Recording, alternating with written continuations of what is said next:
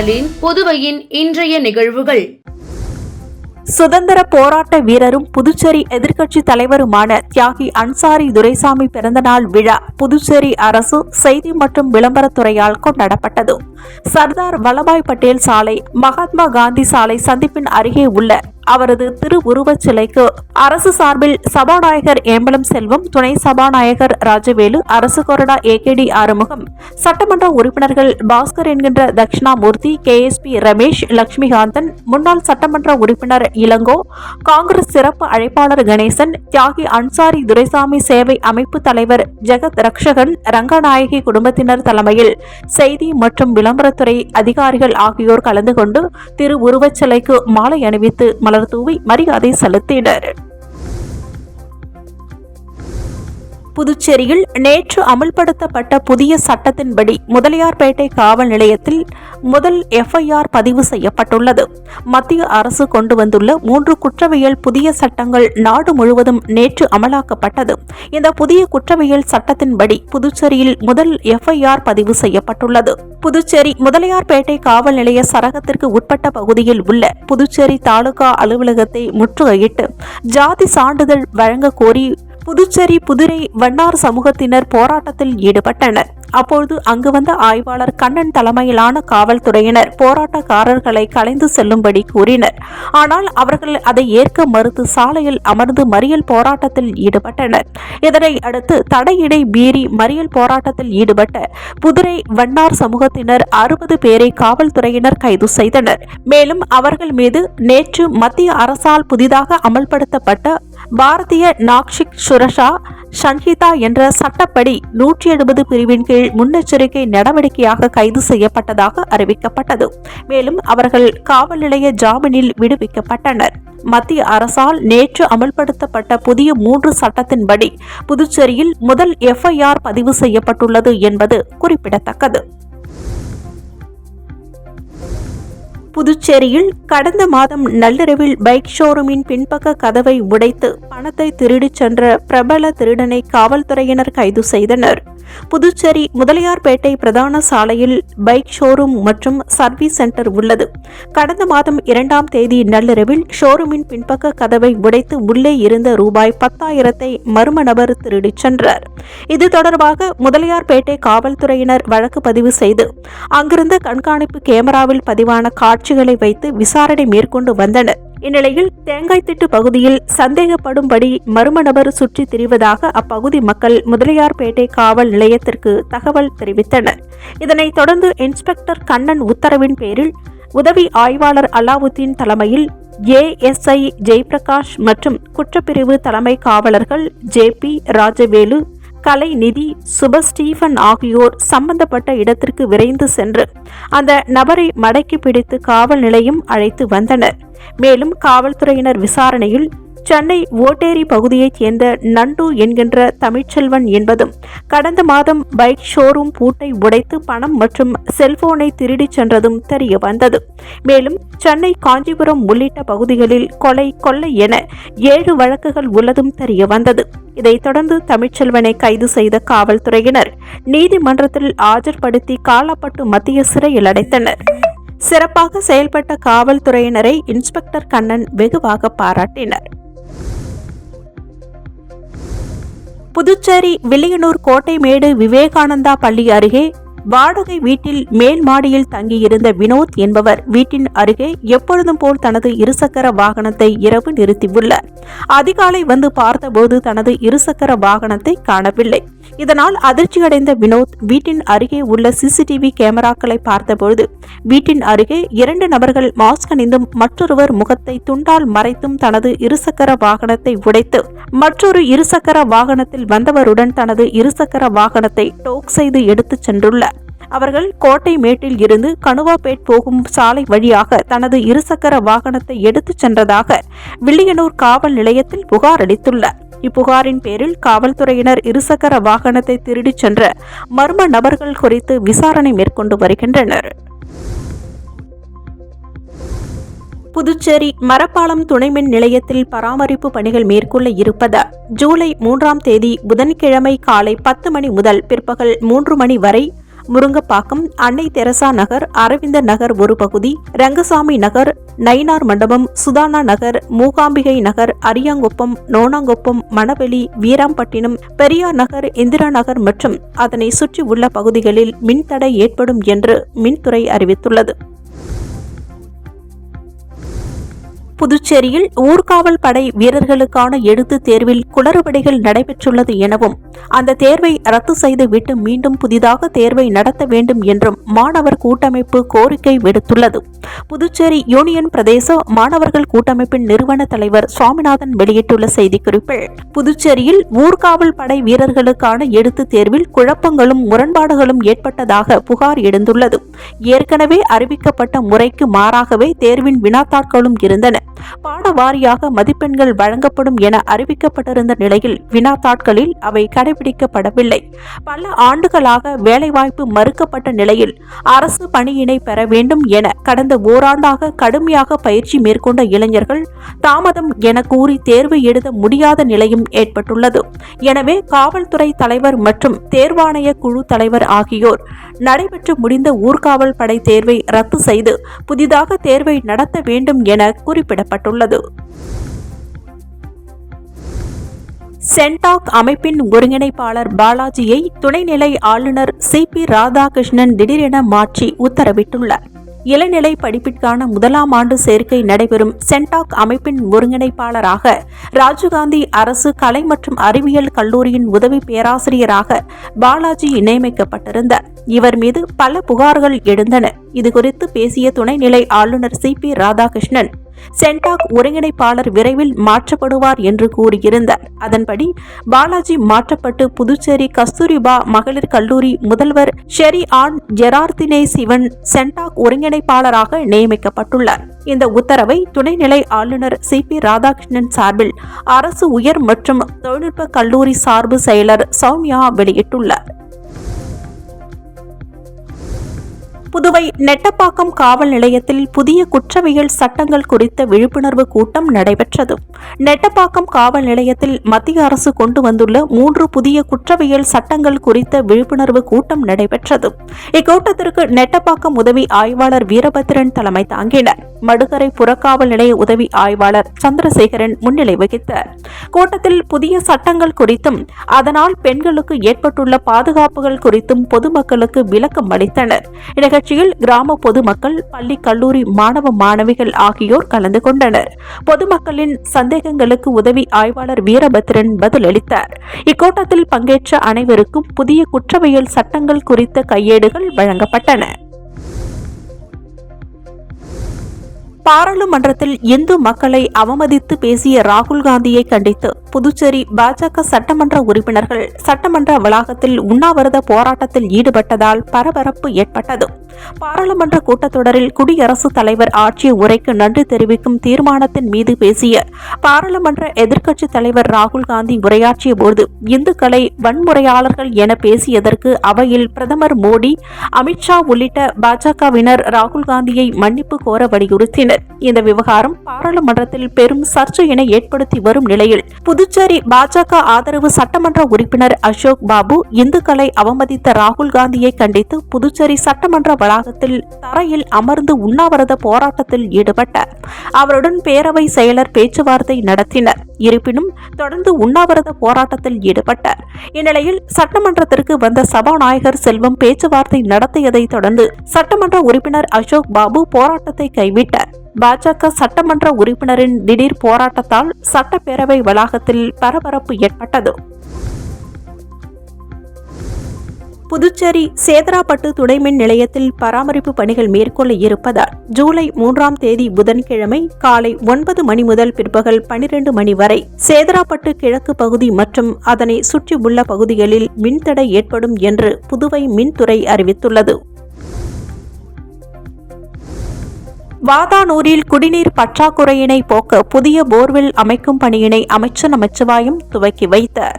மண்ணாடிப்பட்டு சட்டமன்ற தொகுதிக்கு உட்பட்ட வாதானூர் கிராமத்தில் தற்போது நிலவி வரும் குடிநீர் பற்றாக்குறையினை போக்க பொதுப்பணித்துறை மூலம் 10,40,000 ரூபாய் மதிப்பீட்டில் புதிய போர்வெல் அமைக்கும் பணிக்கான பூமி பூஜை நடைபெற்றது.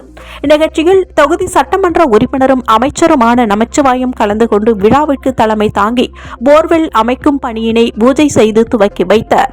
இதில் துறை அதிகாரிகள், தொகுதி பாஜக நிர்வாகிகள் உட்பட அப்பகுதி பொதுமக்கள் திரளாக கலந்து கொண்டனர். புதுச்சேரி அரசு தொழிலாளர் நலத்துறையில் நிரந்தரமாக ஆணையர் இல்லாததால் தொழிலாளர் துறை முழுக்க முதலாளிகளுக்கு ஆதரவாக செயல்படுவதாக குற்றம் சாட்டி ஏஐடியூசி தொழிற்சங்கத்தினர் கண்டன ஆர்ப்பாட்டத்தில் ஈடுபட்டனர். புதுச்சேரி மாநிலத்தில் உள்ள ஏராளமான தொழிற்சாலைகள், சிறு குறு நிறுவனங்களில் பணியாற்றும் பல்லாயிரக்கணக்கான தொழிலாளர்களின் விவகாரங்களை நிர்வகித்து தீர்வு காண வேண்டிய புதுச்சேரி அரசு தொழிலாளர் நலத்துறையில் நிரந்தரமாக தொழிலாளர் நல ஆணையர் இல்லாமல் பொறுப்பு ஆணையரே இந்த துறையினை கூடுதலாக கவனித்து வருவதால் அவர் அலுவலகத்திற்கே வராததாலும் ஆயிரக்கணக்கான தொழிலாளர்களின் புகாருக்கு உரிய நடவடிக்கை எடுக்க முடியாமல் உள்ளதாக ஏஐடியூசி குற்றம் சாட்டியுள்ளது. மேலும் தொழிலாளர் நலத்துறைக்கு நிரந்தர ஆணையர் இல்லாததால் தொழிலாளர் நலத்துறை முழுக்க முதலாளிகளுக்கு ஆதரவாக தொழிலாளர் நலன் மறந்த துறையாக மாறியுள்ளது என்று கூறியும் 2016ஆம் ஆண்டிற்கு பிறகு தொழிலாளர்களுக்கு குறைந்தபட்ச சட்ட கூலி திருத்தி அமைக்கப்படவில்லை எனவும் கடந்த ஆண்டு நிர்ணயம் செய்த கூலியும் முதலாளிகளின் ஆட்சேபத்தால் கிடைப்பில் போடப்பட்டுள்ளதாகவும் தொழிற்சாலைகளில் ஏற்படும் தொழில் விவகாரங்களில் சமரச அதிகாரி முதலாளிகளுக்கு சாதகமாக செயல்படுகிறார்கள் என குற்றம் சாட்டியும் இதனால் தொழிலாளர்களின் சம்பள உயர்வு பிரச்சினை கிடப்பில் போடப்பட்டு அவர்களின் குடும்பங்களை சிரமத்திற்கு உள்ளாக்கி உள்ளதற்கு தொழிலாளர் நலத்துறையின் சீர்கேடுதான் காரணம் என கூறி அதன் அலுவலக நுழைவு வாயில் முன்பு ஏஐடியூசி தொழிற்சங்கத்தை சேர்ந்த ஏராளமான தொழிலாளர்கள் கண்டன ஆர்ப்பாட்டத்தில் ஈடுபட்டனர். தியாகி அன்சாரி துரைசாமி 118வது பிறந்தநாள் விழாவை முன்னிட்டு தொண்டமாநத்தம் அன்சாரி துரைசாமி அரசு மேல்நிலைப் பள்ளியில் அமைச்சர் சாய் ஜே சரவணகுமார் கலந்து கொண்டு அலங்கரிக்கப்பட்ட தியாகி அன்சாரி துரைசாமியின் திரு உருவ படத்திற்கு மலர் தூவி மரியாதை செலுத்தினர். இதைத் தொடர்ந்து தியாகி அன்சாரி துரைசாமியின் வாழ்க்கை வரலாற்றை பற்றியும் அவர் செய்த சாதனைகளை பற்றியும் அவர்களின் தியாகத்தை பற்றியும் மாணவர்களிடையே சிறப்புரையாற்றினர். விழாவில் பள்ளி தலைமை ஆசிரியர், ஆசிரியைகள், ஊழியர்கள் மற்றும் தொகுதி பாஜக நிர்வாகிகள் உட்பட மாணவ மாணவிகள் திரளாக கலந்து கொண்டனர். காரைக்காலில் புதிய 3 குற்றவியல் சட்டங்கள் குறித்து பொதுமக்களுக்கு காவல்துறையினர் விழிப்புணர்வு ஏற்படுத்தினர்.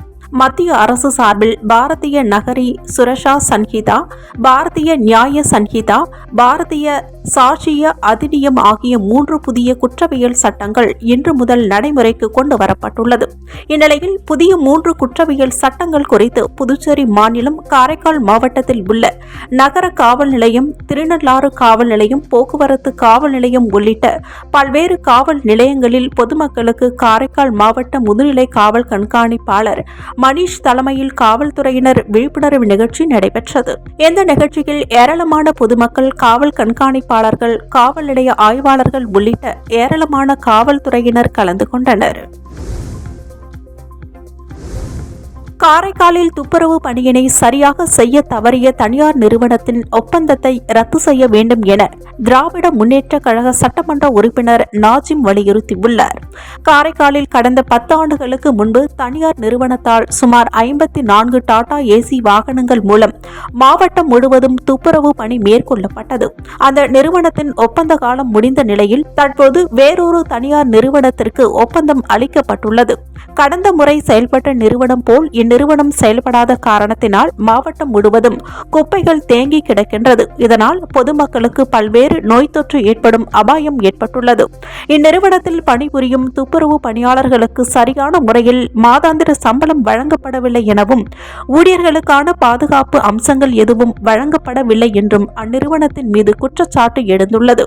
இந்நிலையில் இதுகுறித்து செய்தியாளர்களை சந்தித்த காரைக்கால் தெற்கு தொகுதி சட்டமன்ற உறுப்பினர் நாஜிம், கடந்த முறை ஒப்பந்தத்தில் இருந்த தனியார் நிறுவனம் சிறப்பாக செயல்பட்டதாகவும் தற்போதுள்ள நிறுவனத்தின் செயல்பாடுகள் திருப்திகரமாக இல்லை எனவும், எனவே தற்போதுள்ள தனியார் நிறுவனத்தின் ஒப்பந்தத்தை ரத்து செய்து புதிய நிறுவனத்திற்கு ஒப்பந்தத்தை வழங்க வேண்டும் என வலியுறுத்தினர்.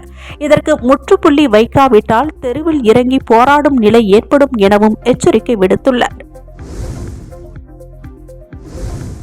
வில்லியனூர் பத்துக்கண்ணு அருகே தொண்டமாநத்தம் பகுதியில் சிறந்த பள்ளியாக அமைந்துள்ள கிரைஸ்ட் இன்டர்நேஷனல் பள்ளியில் ஜூலை 1ஆம் தேதி திங்கட்கிழமையன்று மருத்துவர் தினமானது சிறப்பாக கொண்டாடப்பட்டது. இவ்விழாவில் தலைமை விருந்தினராக இந்திரா காந்தி மருத்துவக் கல்லூரியின் அவசர மருத்துவ பிரிவின் உதவி பேராசிரியர் டாக்டர் சுரேந்தர், இந்திரா காந்தி மருத்துவக் கல்லூரியின் விபத்து மருத்துவ அதிகாரி டாக்டர் வினோத்குமார் அவர்களும் நிகழ்ச்சியில் கலந்து கொண்டு உடல் ஆரோக்கியம் மற்றும் ஆரோக்கியமான வாழ்க்கை முறை பற்றிய விழிப்புணர்வை மாணவர்களுக்கு எடுத்துரைத்தனர். இந்நிகழ்ச்சியில் பள்ளியின் தாளாளர் டாக்டர் சாம்பால் அவர்களும், பள்ளியின் இயக்குநர் குமரவேல், பள்ளியின் முதல்வர் உமா மகேஸ்வரி ஆகியோர் தலைமை தாங்கினர். இந்நிகழ்ச்சியில் பள்ளியின் ஆசிரியர்களும் மாணவர்களும் உற்சாகத்துடன் பங்கு பெற்றனர்.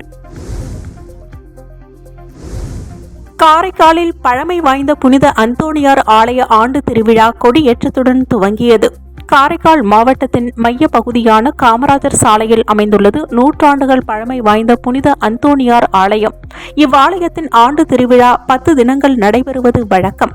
இந்த ஆண்டு திருவிழாவின் துவக்க நிகழ்ச்சியாக புனித அந்தோணியார் திரு உருவம் வரைந்த புனித அந்தோணியார் கொடியேற்றம் வேளாங்கண்ணி திருத்தல பங்குத்தந்தை அற்புதராஜ், காரைக்கால் பங்குத்தந்தை பால்ராஜ் குமார் முன்னதாக புனித கொடி மந்திரிக்கப்பட்டு தேவ மன்றாட்டுடன் கொடியேற்ற விழா துவங்கியது. கொடி மேலே ஏற துவங்கியதும் ஆலயம் முழுவதும் அலங்கரிக்கப்பட்ட வண்ண மின் விளக்குகள் மிளிர தொடங்கின. கொடியேற்ற நிகழ்ச்சியில் பங்கு தந்தையர்கள், அருட்சகோதரிகள், இறைமக்கள் விழா குழுவினர்கள் உள்ளிட்ட ஏராளமான கிறிஸ்தவ மக்கள் கலந்து கொண்டனர். திருவிழாவின் முக்கிய நிகழ்ச்சியான தேர்பவனி வருகின்ற 9ஆம் தேதி நடைபெற உள்ளது. இதைத் தொடர்ந்து வருகின்ற 10ஆம் தேதி கொடி இறக்கத்துடன் ஆண்டு திருவிழா நிறைவடைகிறது.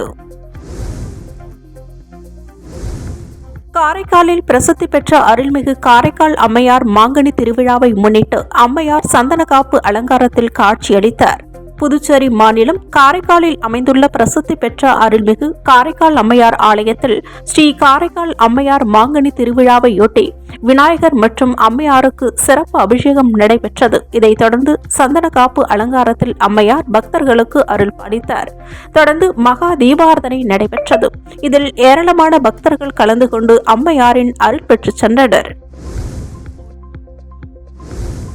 சட்டப்பேரவையில் வெளியிட்ட அறிவிப்பின் அடிப்படையில் தமிழக அரசின் விண்வெளி வரைவு கொள்கை வெளியிடப்பட்டுள்ளது.